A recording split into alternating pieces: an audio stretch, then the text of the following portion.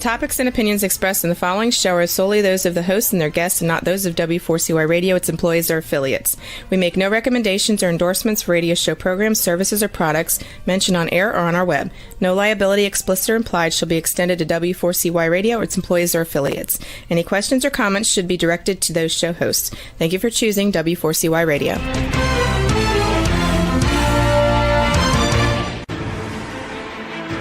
What's working on purpose anyway? Each week, we ponder the answer to this question.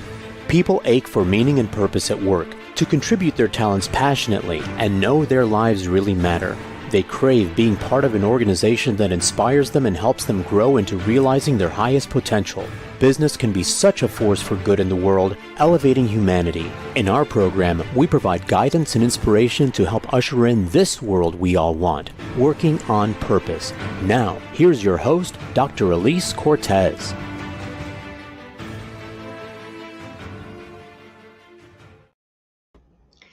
Welcome back to the Working on Purpose program. Thanks for tuning in this week. Great to have you. I'm your host, Dr. Alise Cortez, joining you live from Dallas, home base for me.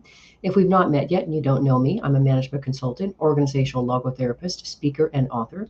My team and I help companies to articulate their purpose and build inspirational leaders and cultures activated by meaning and purpose to turn those companies from a flatline EKG to a vibrant workplace where people are intrinsically motivated to perform at their best, grow to their fuller potential, and want to stick around in such a gratifying workplace. You can learn more about us and how we can work together at alisecortez.com. Also, if you like the content of the guests I bring on the show, you may also be interested in the next book that I have coming out in March 2023. It's called The Great Revitalization: How Activating Meaning and Purpose Can Radically Enliven Your Business. You can pre-order your copy at bookshop.org, barnesandnoble.com, and Amazon. Now, let's get into today's program. With me today is Stefan Falk, an internationally recognized executive coach and human performance expert for top business executives, special ops in the armed forces, and elite athletes. He has spent more than 30 years helping thousands of individuals, teams, and organizations become intrinsically motivated, doing what they love to do because they love the experience of doing it, not because of the extrinsic rewards that come with it, such as money and status. He is the author of Intrinsic Motivation, Learn to Love Your Work and Succeed as Never Before, which we'll be talking about in today's program. Stefan, from New York City, welcome to Working on Purpose. Thank you. It's a pleasure being here. It's really wonderful. As I often say to my guest, Stefan, I've been hosting the show for 8 years, and for the last 4 or 5 of them, we've been focused on authors. And you brought this beautiful work into the world, Intrinsic Motivation. Look how gorgeous that is. And what I will tell you is, as a person who has brought a child into the world, it is actually more difficult to bring a book into the world. So congratulations. Yeah, but it's actually, I sort of agree with that. But, in terms of parenting, that's much more difficult and challenging than actually sort of then dealing with the book afterwards. No doubt. Yeah. Well, let's get our listeners and viewers, acquainted with you. Of course, I read your book, so I know this, but I want them to understand really your background and where this book came from. And there's a couple things about what you write about in your introduction specifically that I would love for you to touch on that kind of set the stage for this book. Will you share that with us? Yes, and I also want to pick up on this beautiful, the name of the show, Working on Purpose, because I think my purpose in life when I look at it, has always been about 2 things.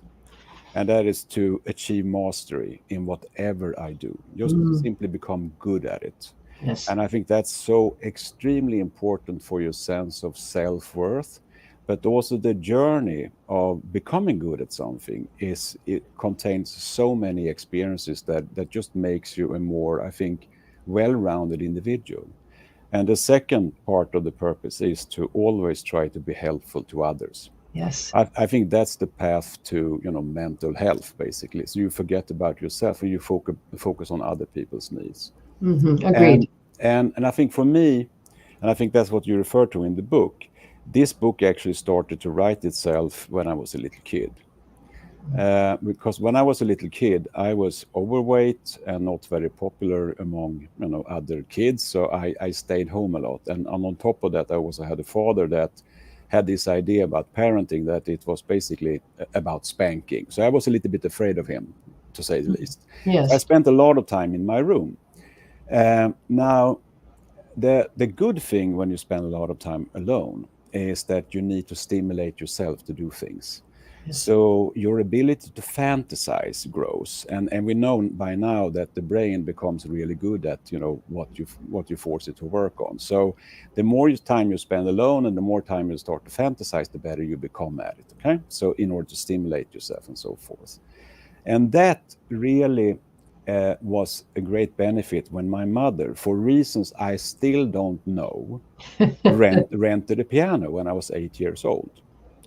And I just became totally upset with the piano, totally upset. And I started to fantasize about like how it should sound, when I became a virtuoso and so forth. And so I started to hammer away on that poor piano for 2-3 hours a day. And my mother, she was like, "Oh, what have I done?" Because it sounded terrible. But I persisted and I persisted and I persisted. And I think that, my fantasy here just basically made it able for me to deal with all the discomfort I felt myself and disappointment every time I touched the piano and it didn't sound like, my fantasy. And then all of a sudden one day, I think it was like maybe a year and a half after I got the piano, I sat down and played and it just felt differently. It, like everything fell into place. And I played something and then my mother came and said, "Just keep that." Now, so the fantasize part here was really important for me and to touch it to really become good at something. And then that continued. So I became super good at playing piano, I would say. And so I was invited to play at graduations for all the students and so forth. So life was really good. I was doing something I loved and everything was fantastic. But the thing that was not so fantastic was that my grades just went down the drain. Right. So I was told that, with those grades, in terms of, higher education and whatever, I think I was 14 by this time or 13, it doesn't look really good. So in a moment of very rare brilliance, I asked myself, school is so dull, it's so boring, I can't stand it. But what if I can figure out what makes piano so extraordinarily fantastic? For you. Yeah. And then apply that to school. And that's what I did. And then, did really well in school and so forth. And the things I figured out has basically served me really well throughout my life. I learned to play 4 instruments. I've been working as an art director, copywriter, creative director for a fashion magazine even. I've been a McKinsey consultant, good career there. And I've been a C-suite executive, and now I'm a coach. And I sort of achieved mastery in all these situations. And that has nothing to do with IQ, because I promise you, all the times I've done IQ test, I have slightly above average IQ. So this is all about that. So that's sort of my story. Okay, brilliant way to situate the conversation, Stefan. Now, I want to also call out. Last week I had Dr. Soren Kaplan on the show talking about experiential intelligence. And he really put forth what you just said here, is that everybody has a set of experiences that have given us a lens on the world that only we can see and serve from. And you just gave it to us beautifully as to what your experience has been that really helped shape you and give you this beautiful way of seeing the world. And to take that the next step further, then I say what I consider that you did in the book is you built what I would consider to be an irrefutable case for why cultivating excitement is so important. So if you could talk a little bit about that, and then I want to read a little bit from your book. It's just so beautiful. Yeah. No, I think, excitement and the ability, I mean, that drives the ability, to love something. Okay. You really want to do it. Right. And it's sort of a virtuous cycle. It's like when you love to do something, you love to think about it before you do it. And that means that you have some kind of plan, maybe not written down, but you have some kind of vision for what you want to achieve when you do the thing you love. And that leads to that you actually perform much better. And so you enjoy it even more. And then you also like to think about what you love after you have done it, and that deepens your learning. So it rapidly leads to development. But in order to continue to develop your skills when you do the things you love, you need to increase the complexity of it. Okay. And that's the trick, because, and this is sort of intrinsic motivation is, when you have that experiences. My mentor, Csikszentmihalyi, he called it flow. And that's the highest level. And it happens when you are involved in solving a challenging problem that interests you. That's the key word. It interests you. And that's when you get this amazing experience, this feeling of that. And that's the brain's way of rewarding you for you living up to one of the key survival strategies we have as human beings, which is to learn and develop. Had we not done that, we would not be here today, and we would certainly not have had a video call today, okay?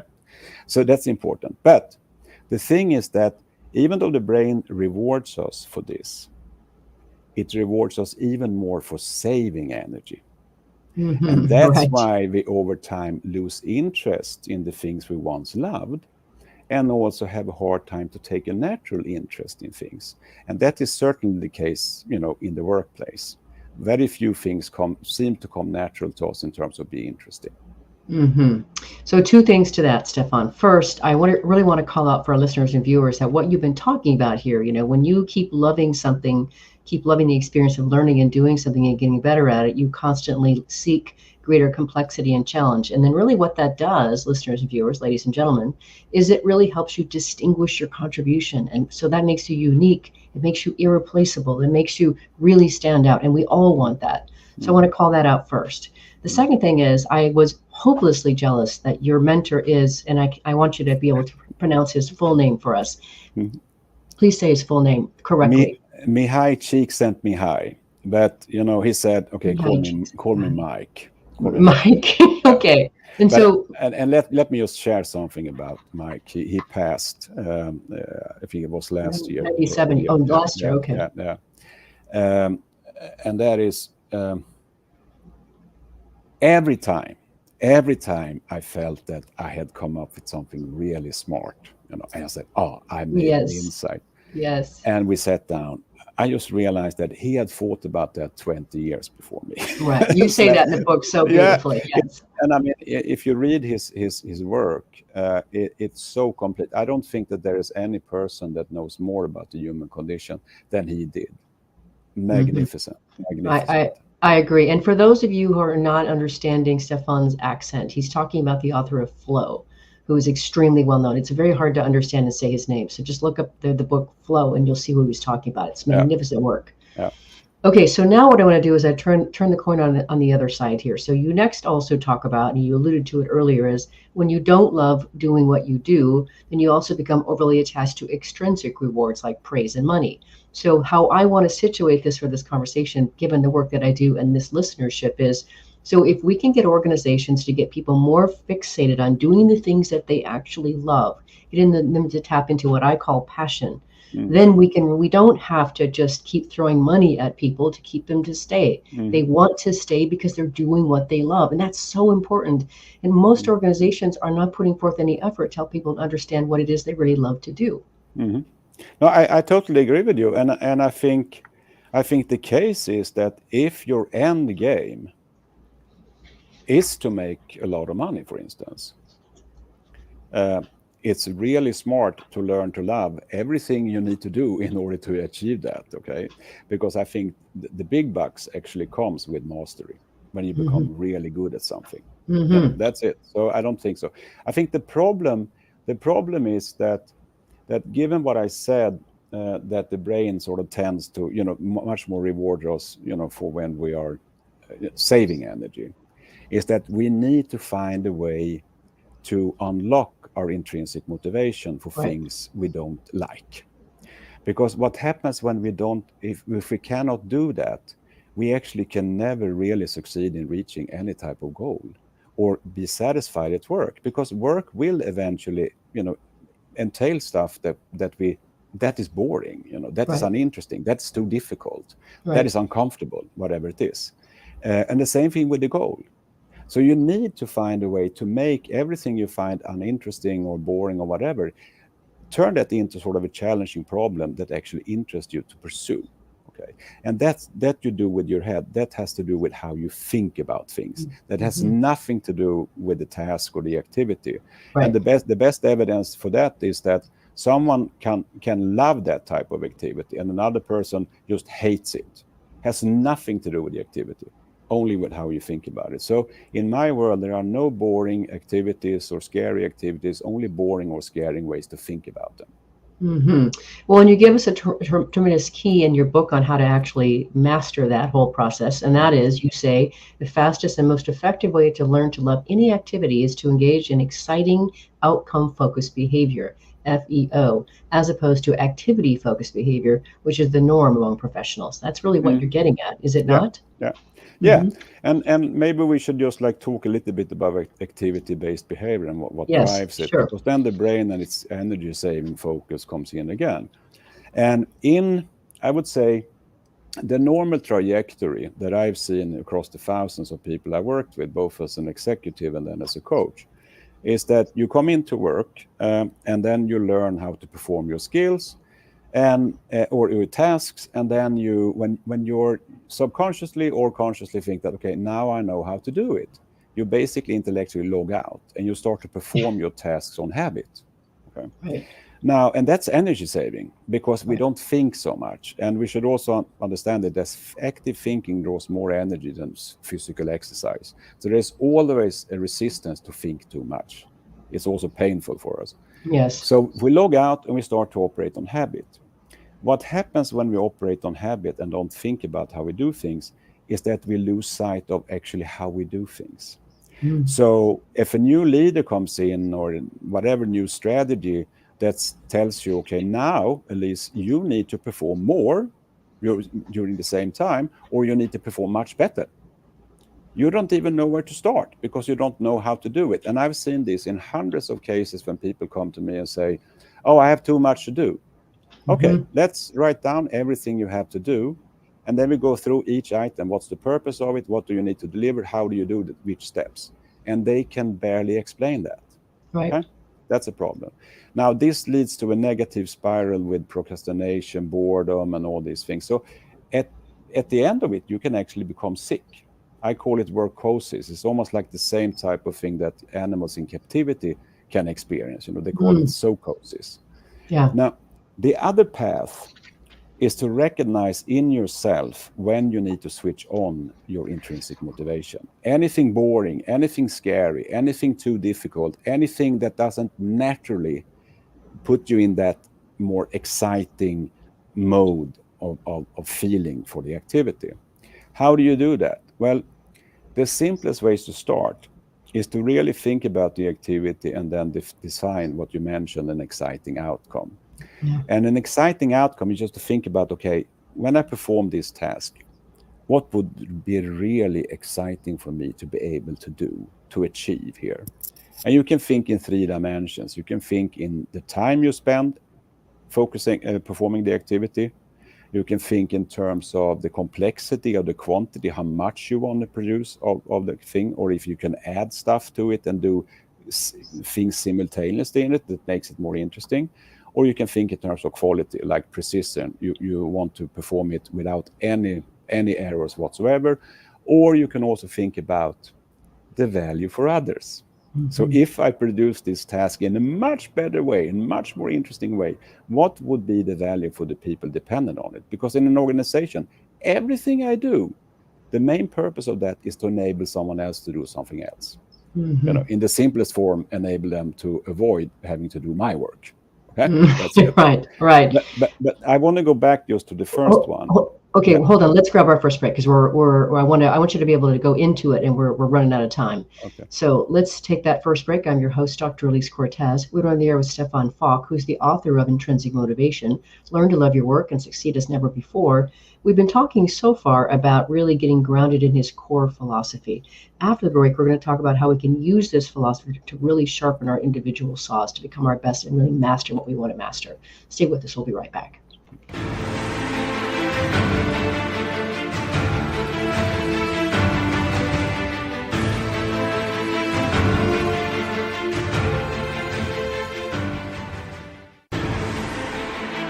Dr. Alise Cortez is a management consultant specializing in meaning and purpose, an inspirational speaker and author. She helps companies visioneer for greater purpose among stakeholders and develop purpose-inspired leadership and meaning-infused cultures that elevate fulfillment, performance, and commitment within the workforce. To To learn more or to invite Alise to speak to your organization, please visit her at alisecortez.com. Let's talk about how to get your employees working on purpose.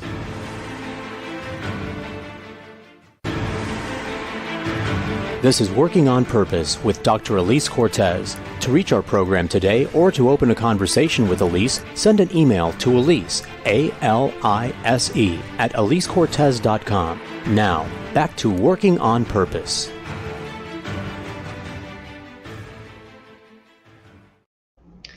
Thanks for staying with us and welcome back to the program. Before we get back into our guest, I do want to invite you to check out the first book that I put out. It's called Purpose Ignited.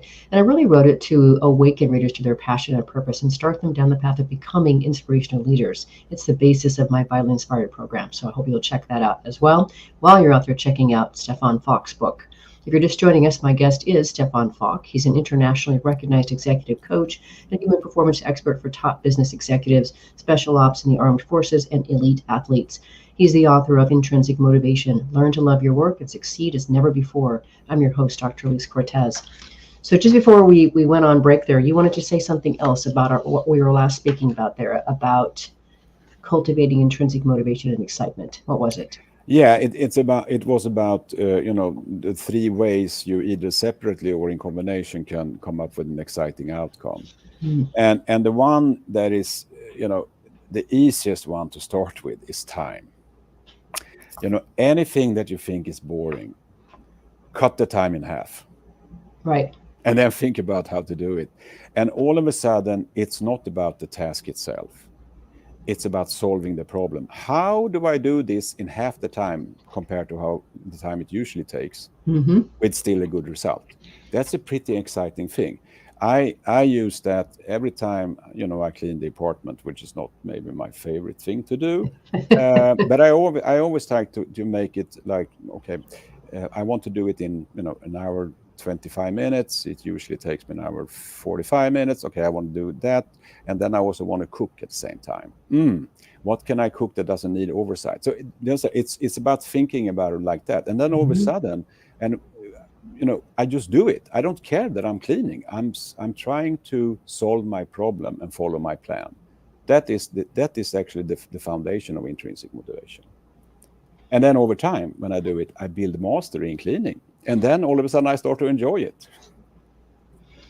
It's beautiful. And so what I love about this, Stefan, is you're really talking about really helping us, I don't want to say gamify our lives, but really helping us activate our creativity, our problem solving in order to make everyday life and its activities exciting and interesting to us. And there's so much utility in that. So to unlock it further, there's a few more things I really want to get out of this next section because there was so much I had to choose from your book.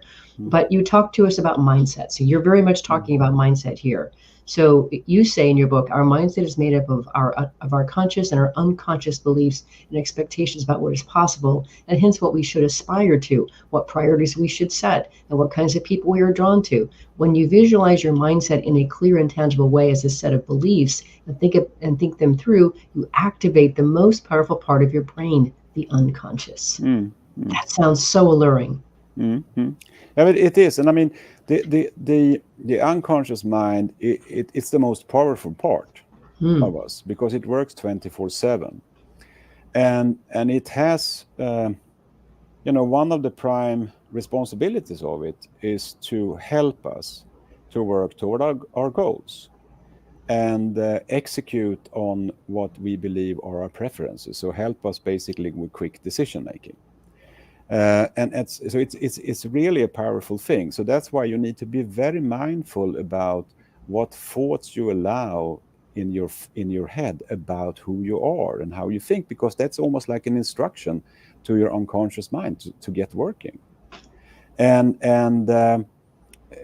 you really, for instance, if you set the goal and then you don't put enough effort in working toward your goal, and then your unconscious mind is trying to help you, but you're not having any progress, it's going to wake you up at night. I think that's one of the most common reasons why you have bad sleep, is that you have some kind of conflict with, what your unconscious mind thinks it's going to help you with, and you're not helping out. So it wakes you up and say, okay, now, I'm not having any progress, help me out here. So it's extremely important. And I think I also mentioned in the book some other research where the mindset not only shapes the unconscious, focus and what it does and how it helps us. It also shapes, how our body function. Very powerful, very powerful. Well, another concept that we have to talk about that I think will really help our listeners and viewers is you distinguish between a victim mentality and a detective mindset. Oh, this is so good. So you say instead of practicing a victim mentality, which you and I know and recognize very well in the work we do inside organizations, instead best to practice that detective mindset. So you say if someone is mean or difficult to work with, turn them into an interesting problem to solve, just like what we're talking about. Make it your project to find out why this person behaves in the way they do and how you can manage the person more effectively. That opens up so much possibility and enables and empowers people to deal with difficult people. And as you say in your book, shuts them down or makes them want to go away from them. Yeah, and I think when we talk about it on this level, I think few people would disagree with us. Okay, that at the end of the day, if I start to think about myself as a victim, I'm really handicapping myself. That's right. And I'm not realizing the fact that I am the only one that I can attempt to fully trust. Okay? And that's tricky because, we never know when we're going to do strange things, whatever. But and I have myself in life. I'm not saying that we should not, embrace other people, but you need to start first of all, start to trust yourself. And if something is really not good, I need to do something about it myself. I can't blame others. Right. Even if someone is, being bad toward me, okay? Yes, of course, that person should not be bad. But in order to change that, I need to do something. Either I need to get out of the way, or I need to figure out a way to deal with that person in a better way. But if I do nothing and just feel like a victim, nothing good will come out of that. So what I love about what you're talking about, Stefan, it so aligns with the work that I do, is what you're talking about in my parlance is activating human agency. So if we allow ourselves to be a victim, there's no agency in that. And ladies and gentlemen, if you don't know the word agency, it means to make things happen, to make something happen.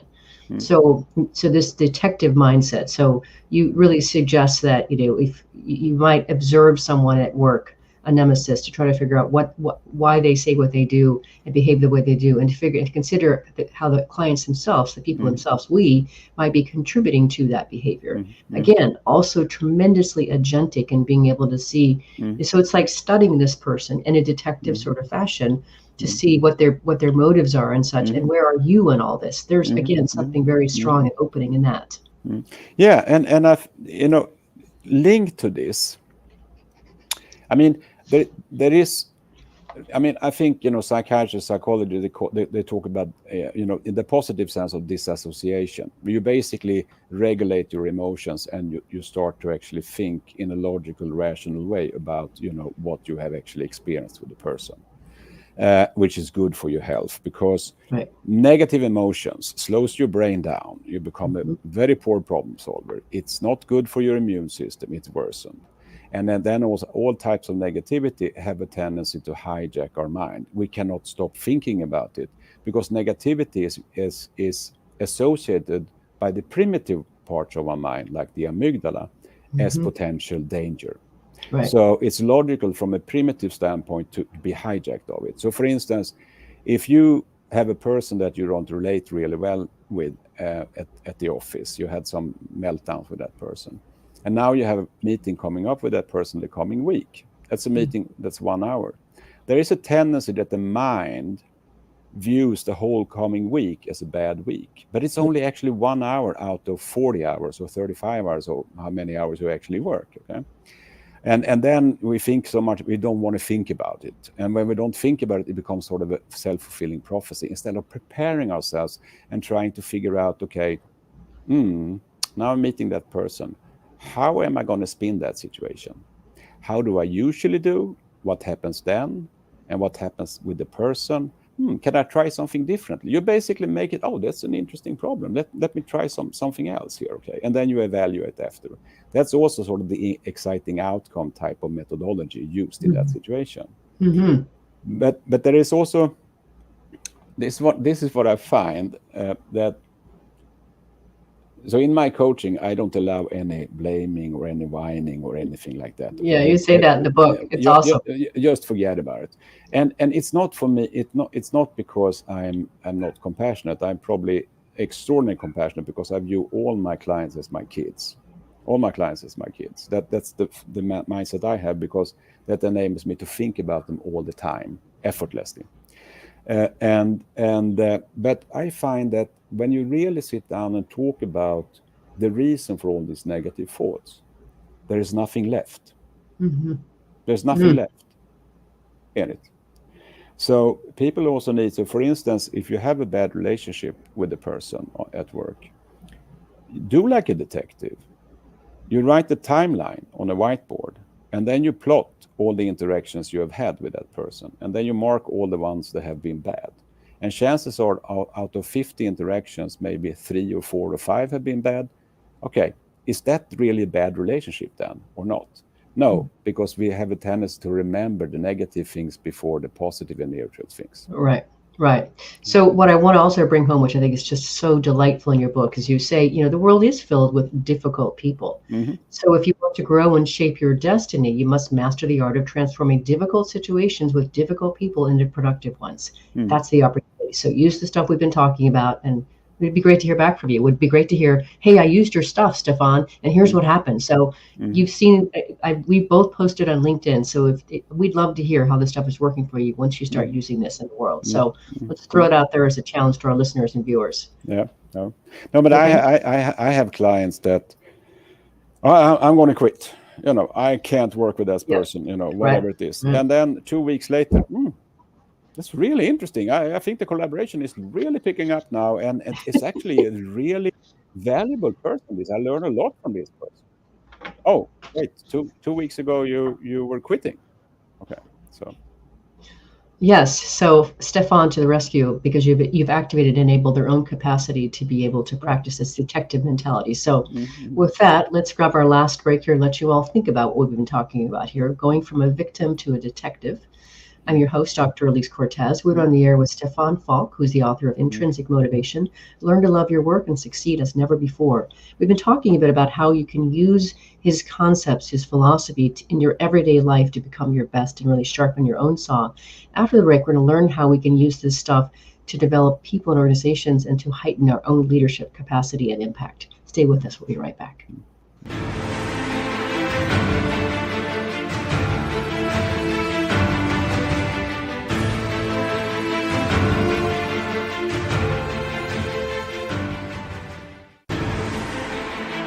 Dr. Alise Cortez is a management consultant specializing in meaning and purpose, an inspirational speaker and author. She helps companies visioneer for greater purpose among stakeholders and develop purpose-inspired leadership and meaning-infused cultures that elevate fulfillment, performance, and commitment within the workforce. To learn more or to invite Alise to speak to your organization, please visit her at alisecortez.com. Let's talk about how to get your employees working on purpose.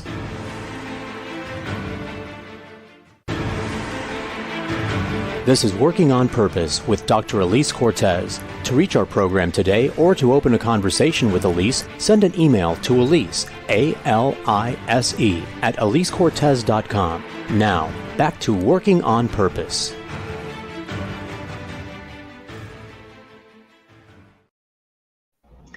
Thanks for staying with us and welcome back to Working on Purpose. One other bit of news I want to share with you is the anthology that I curated, Passionately Striving and Why, is available. It's a collection of 25 stories from women around the world that I recruited from Australia to Zambia, and they share their stories of how they discovered their purpose and are serving from it. So there's power in story, there's education, there's inspiration. So I'll help you check that out for yourself as well. My guest today is Stefan Falk, who has spent more than 30 years helping thousands of individuals, teams, and organizations become intrinsically motivated, doing what they love to do because they love the experience of doing it, not because of the extrinsic rewards that come with it, such as money and status. He's the author of Intrinsic Motivation, Learn to Love Your Work and Succeed as Never Before. I'm your host, Dr. Alise Cortez. So for this last segment here, I really wanted to get into the meat of being able to utilize this stuff as leaders and developing the team here. And of course, I terribly align with what you say here. You say that The greatest responsibility of a leader is to make sure that all of their direct reports develop their skills and mindsets, and that they do that in an integrated way in their everyday work. The leader's focus is one thing only, to turn on all their direct reports into star performers who unleash their unlimited potential through their everyday work. Completely agree with that. Mm-hmm. Yeah, I mean, I think this is one of two enigmas in business, as I see it. The first one is that it's not a requirement for anyone that has an aspiration to be a leader to know a thing or two about neuroscience and psychology and all these things. It's almost like, I want to be a CFO. Okay, what do you know about finance? Nothing, but I have cash in my wallet. Okay, good. I mean, saying, okay, I've been a leader before. Yeah, of course, you might have a little bit better starting point than a person that has not been a leader before. Or I'm a human being. Yeah, you have. Yeah, well, that's okay starting point. But you need to know a thing or two about the mind, how it operates, and how to keep the mind healthy, because daily development is one of the 5 key levers for good brain health, and good brain health decides everything in your life. Okay, that's it. So I think that there's an element here of that. So that's a paradox that is not a requirement. And there's so much good neuroscience and insights out there that is readily available and not too technical for everybody to understand. Okay. The second thing is that a goal, okay, if you think about the goal, for anything to be a goal, it has to be beyond where we are today. Otherwise, it's not a goal. Okay. In a company, what is the company? It's the sum of the individuals. So the reason why we are here and not at our goal is because what we know how to do today and how we do things today. Then we need to do something differently. We need to learn something new, and we need to do different things and all this to be at that goal. Okay, so that's the logic. And this is the only area in the business world where the best interest of the people is completely overlapped to the best interest of the company. Okay. That's it. There's no other area. This area it is. So if you as a leader can help and give the gift to your people that they actually develop, okay, that's a great gift. They will give you the gift that you will reach the goals. Simple as that. Simple as that. So how do you do it? Well, I was fairly successful at this when I was an executive, and what I did, I explained this with human science or like neuroscience, so people understood it, because it also gives them a deeper self-understanding. And then I was firm on that this is a place where you every day need to do something better. Either it's tweaking a detail in how you perform a certain task, or you learn something new, or whatever it is. I don't care. But every day you need to do something different, something new, and something better. Okay, and you're going to be held accountable for that. And the second thing I did was to have frequent, one-on-ones with all my people. At once I had 37 direct reports. So you can understand. Oh my goodness. I spent most of my time in that. On the other hand, I had perfect insight in what happened in all my departments. So when I went to the executive team to talk about it, I didn't even prepare. I know exactly what was happening. So some simple principles that needs to be in place. And when you do it, when you unleash this power, I remember I had in one situation I came in, and I think the average age in my departments was like 53 years old or whatever. And after 1 year we had a Christmas party, and I had basically worked this way with all of them. And I think 25 of these 37 showed up because they were like spread out the country. And before we ate, I just stood up and I just talked to each of the persons. Yes. Where they started, the year, and what they had achieved, and what I perceived to be their skill development and all these things. Okay, and I could do it because I spent so much time with them. I didn't even have to prepare. And then, after a couple of hours, a couple of them came to me and they were crying, and they said that now we realize how extraordinary work can be. Absolutely. Yeah. So that's it. And you say that beautifully in the book, Stefan. You give that example in the book so beautifully. And so I want to speak to that aspect in just a second, what it is to be able to help people to develop. But before we do that, I really want to get into what you also talk about in the book here. And so many organizations are not doing this, Stefan. They're not putting resources behind developing their people, getting their people to grow. And you say the only sustainable way to reach ever higher corporate goals is to make sure people constantly develop in their everyday work. And you have a whole long list of why that's so, right? Because just one example is because becoming more engrossed in their task, which enables them to develop their intrinsic motivation. There's just so many things. So if you could just speak to a couple of those things about, why ongoing everyday development and everyday task is so critical to being sustainable for a company. Yeah, but if you think about that, like task execution, we take that as an example. And we got, remember when I talked about activity-based behavior when you operate on habit, you basically perform the task, more or less the same way repeatedly, day in and day out, or whenever you perform the task. If we place that into the world of sports, we place it into the world of tennis, okay? That would be like Roger Federer or Rafael Nadal or Serena Williams or whoever. They learn how to hit the backhand perfectly from one place on the court. But if the ball comes somewhere else, okay, they cannot hit the backhand. Right. And that's the situation in the business world. No situation is equal or similar to another situation. There's always something that is changed that should trigger you to perform your tasks in slightly different ways to be fully relevant. That's the fact of life. No moment is the same. All moments are unique, okay? So that's what you do. Now, when you do that, when you find these different angles and you improve how you do this little detail, you tweak it a little bit and so forth, okay, you build mastery. And when you build mastery, you have such a deep insight into your tasks. So if you're under pressure saying that, now we have to deliver what we have to deliver in 2 weeks instead of 6 weeks, how do we do it? A person with mastery knows exactly which trade-offs he or she can do. Exactly.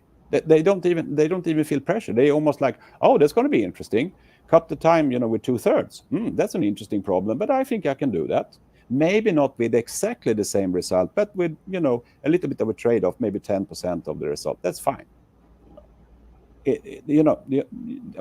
For me, this is so logical. It's so clear. It is for me too. Yeah. It is for me too. But you and I are steeped in the neurological science that you've been talking about, psychology, motivational theories, etc. So to that end, what also makes so much sense? I mean, I hear leaders are frustrated sometimes, like they can't attract people, they can't seem to motivate people, they can't seem to keep them. Yet you also talk about this idea of when people are constantly developing in their everyday work.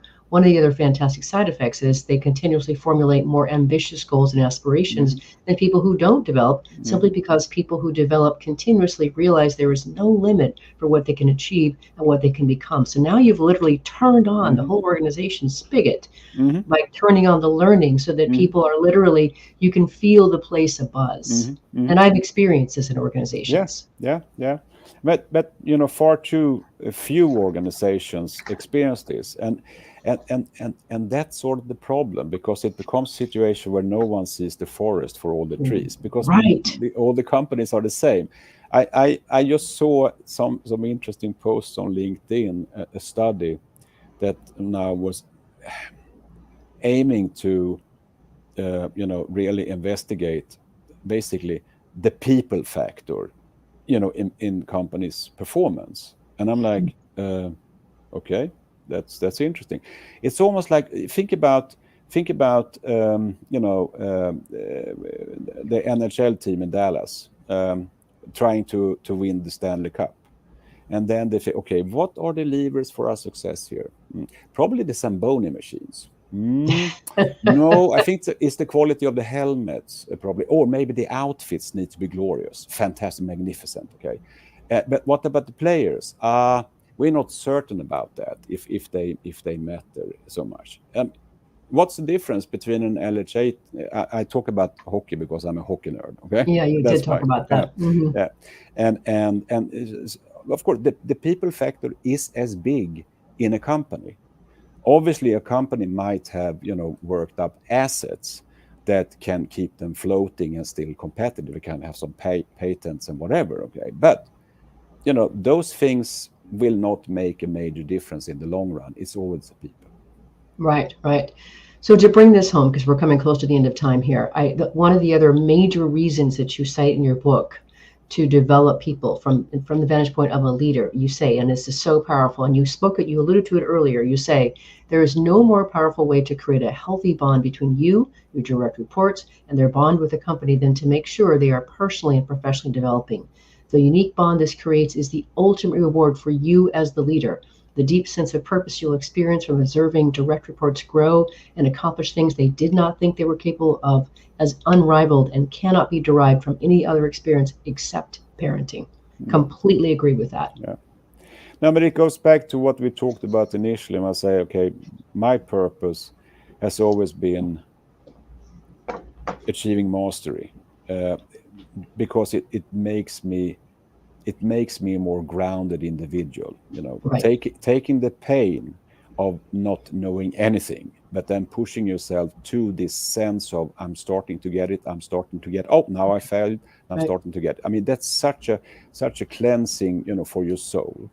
But then also helping others. You forget about yourself. Just forget about your self-centeredness. You're basically helping someone. I mean, when I see my clients succeed, 6 months I can live on that experience. Right. That's magnificent. I had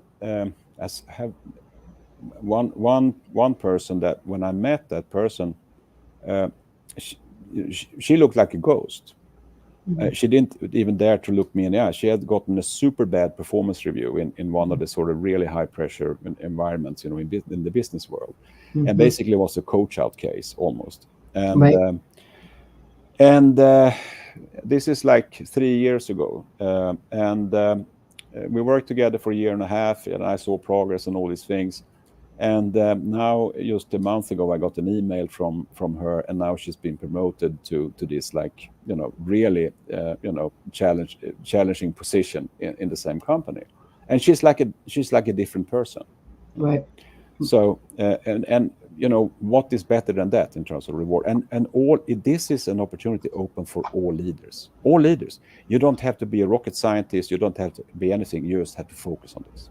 And this goes back and to really wanting to matter in people's lives. You can matter as a leader big time when you practice this, just what you were talking about. So with that, here we are. We managed already to get to the end of the conversation. So Stefan, that this show is listening to people across the world.